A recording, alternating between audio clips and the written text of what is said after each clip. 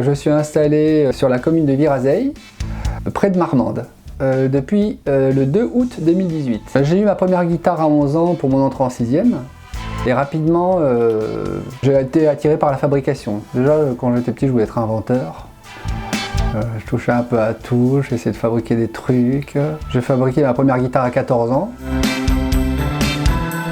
C'est une basse Hofner avec des cordes de guitare sur une planche en aggloméré. Pas besoin de vibrato, il suffisait de tirer le manche, vu la souplesse.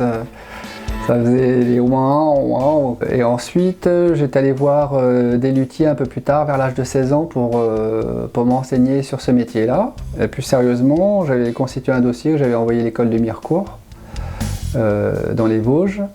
Et mon dossier n'est jamais arrivé. Mon dossier a été perdu. Du coup, j'ai fait une reconversion, beaucoup plus tard. Et je suis content que les choses se soient faites de cette manière parce que je vois les artisans, c'est très compliqué de joindre les deux bouts, d'avoir toujours la pression d'y arriver, de résultats, de recherche de clients, et je ne sais pas si j'avais cet esprit aventurier et qui risquait chaque mois de ne pas y arriver.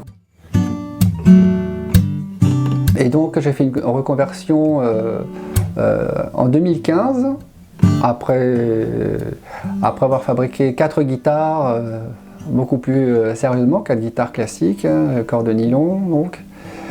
Et sans le savoir, j'ai fait mon prérequis pour être accepté dans la formation de Richard Baudry à Éther, près de Lille, à plein temps.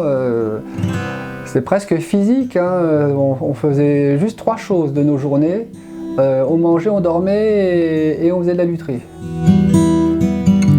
Ma première guitare, en fait, c'est celle qui m'a remis en selle, en quelque sorte, pour m'orienter vers la lutherie, parce que on était en 2008, j'ai voulu m'acheter une belle guitare classique, parce que je jouais plutôt des choses de type bossa nova, et j'ai pas vraiment trouvé ce qui me convenait, et je me suis dit pourquoi ne pas aller voir un luthier, et puis finalement pourquoi ne pas la faire moi-même. Donc j'ai quand même vu un luthier, en l'occurrence Barbara Ossorowitz, une luthière.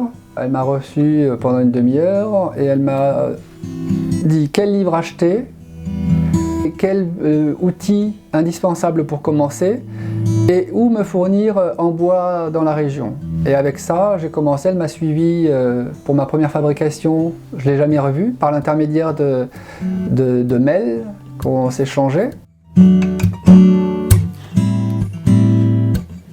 Et ensuite, j'en ai fait une deuxième, une troisième, une quatrième. Mes premières guitares, elles ont des défauts au niveau finition, mais en revanche, dès la première, à partir du moment où on apporte tout le soin de la fabrication à la main, les bois massifs choisis, etc., elle sonne comme une très bonne guitare, hein.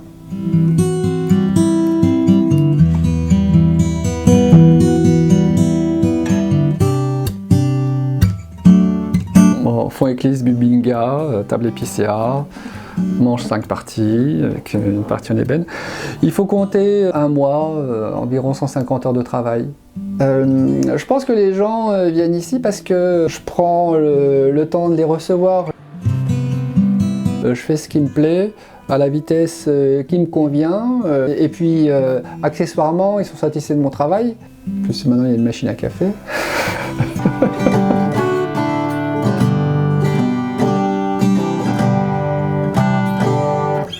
Il y a un truc que disait toujours Richard Baudry, c'est que on a un rôle d'éducation envers nos clients. Il faut qu'ils sachent que d'abord aller chez un luthier, ça ne coûte pas forcément une fortune, hein. Déjà la guitare, c'est un instrument populaire. Mais il faut savoir que oui, une guitare, 9 fois sur 10, elle n'est pas réglée quand elle sort du magasin. Un débutant ou quelqu'un qui ne sait pas, il va se faire plus mal aux doigts, il va peut-être baisser les bras plus vite que si il l'amène à faire régler. elle sera beaucoup plus jouable et beaucoup plus facile à jouer, et peut-être même qu'elle sonnera juste du coup, pour on va dire 50-60 € pour un réglage de guitare acoustique, c'est ce qu'il faut compter. Il y a beaucoup de choses spécifiques à la lutherie qu'on va se fabriquer soi-même, ou même on dit tiens ça, il faudrait que j'ai un truc comme ça, bah, je vais le faire. Rien que dans la lutherie, on va de la fabrication au vernis. Le vernis, c'est un métier à part entière. Il faut être un bricoleur à la maison, quoi, comme un bricoleur à l'atelier. Être autonome, savoir se dépanner, se débrouiller, connaître un peu tous les métiers. Il faut de la patience, mais en fait, il faut se freiner un peu au départ, parce qu'effectivement, on est impatient d'avancer, de terminer, de voir le résultat au début. Et après, on s'aperçoit que l'essentiel n'est pas dans la destination, elle est dans le cheminement.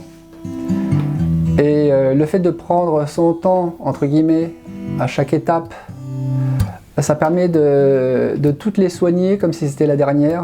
On a au contraire un peu de recul pour savoir que de la préparation et du temps qu'on va y passer va dépendre le résultat.